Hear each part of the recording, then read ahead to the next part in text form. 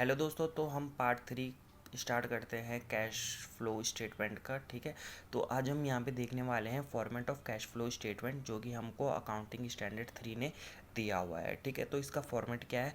Cash flow from operating activities plus, यानी कि फिर यहाँ पे अमाउंट आ जाएगा।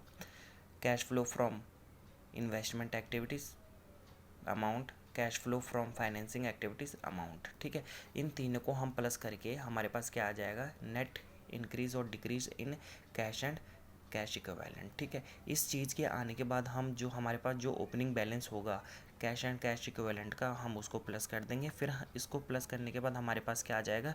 क्लोजिंग बैलेंस आ जाएगा। अगर हमारा ऑपरेटिंग एक्टिविटीज़ पॉजिटिव आता है तो इसको हम अच्छा माना जाता है। ठीक है, अगर हमारी इन्वेस्टमेंट नेगेटिव आती है तो इसको अच्छा माना जाता है। अब नेगेटिव आ रही है तो इसको अच्छा कैसे माना जाता है?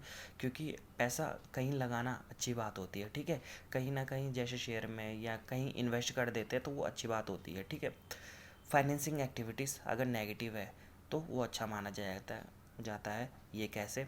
अब मान लीजिए आपने लोन उठा रखा था, अब आप उस अपने लोन को रिपे कर रहे हो, तो लोन को रिपे करना अच्छी बात है कि बुरी बात है? अच्छी बात है। तो ये अगर नेगेटिव में जा रहा है तो ये क्या हो गया?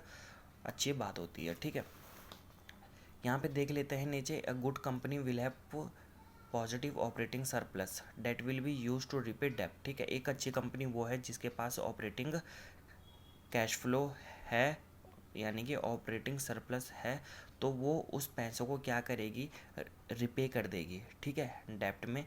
फिर जो पैसा बच जाता है उसको वो इन्वेस्ट कर देगी। ये एक अच्छी कंपनी के लक्षण होते हैं।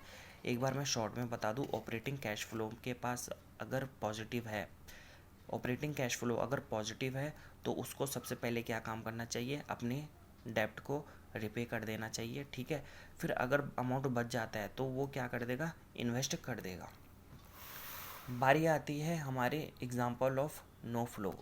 इसका मतलब क्या है? ना ही कैश आ रहा है, ना ही कैश जा रहा है, ना ही इनफ्लो हो रहा है, ना ही आउटफ्लो हो रहा है। तो उसके अब ये कुछ पॉइंट्स हैं, एग्जाम्पल्स हैं। Cash deposited into bank.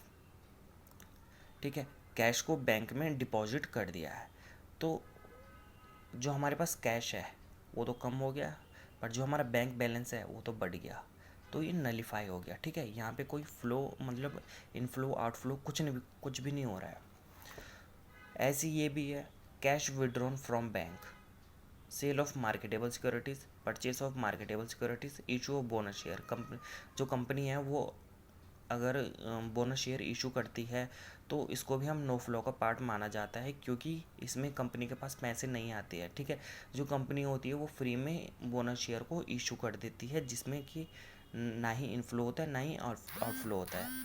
Purchase of asset and payment made in share and debenture, यानी कि आपने कोई एसेट को परचेज किया और उसकी पेमेंट आपने कर दी किस में?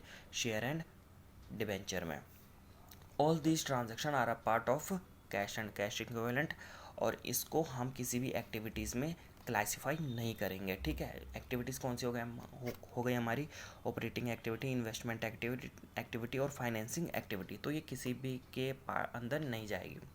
बात करते हैं कि हमको एक ऐसी चीज़ देखनी है जिसे हम जल्दी से आइडेंटिफाई कर दें कि ये इन्वेस्टिंग एक्टिविटी का पार्ट है, ऑपरेटिंग का पार्ट है, या फाइनेंसिंग एक्टिविटी के वो है। ठीक है, तो मैं इसके एक ट्रिक ही मान लो इसको। ठीक है, ये हमारी बैलेंस शीट की लायबिलिटी होती है और ये हमारी एसेट होती है। ठीक है, बैलेंस शीट में हमारे यहाँ पे क्या आता है? इक्विटी आती है, यहाँ पे डेब्ट आता है, ये यहाँ पे नॉन करंट एसेट और करंट एसेट। ठीक है, इक्विटी में क्या क्या आता है? इक्विटी शेयर आता है, प्रेफरेंस शेयर आता है और रिजर्व आता है।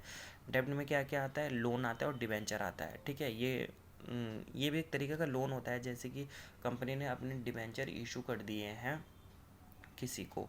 ठीक है, और बदले में पैसे ले लिए हैं और कंपनी ने बोल दिया हो कि मैं तेरे को 10 साल में ये पैसे लौटा दूंगा। ठीक है, तो वो एक तरीके का लोन हो गया, तो इसको हम फाइनेंसिंग एक्टिविटीज़ में डाल देंगे।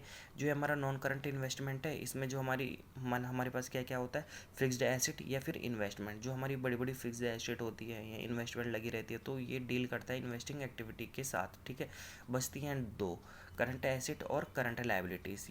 हम इसको ऑपरेटिंग एक्टिविटीज़ में मानते हैं, क्योंकि ये दो चीज़ें हैं, ये हमारे day to day operation business activities में काम आती हैं इस चीज़ से। ठीक है, तो हमने अब पढ़ दिया है। तो चलिए दोस्तों, चलते हैं।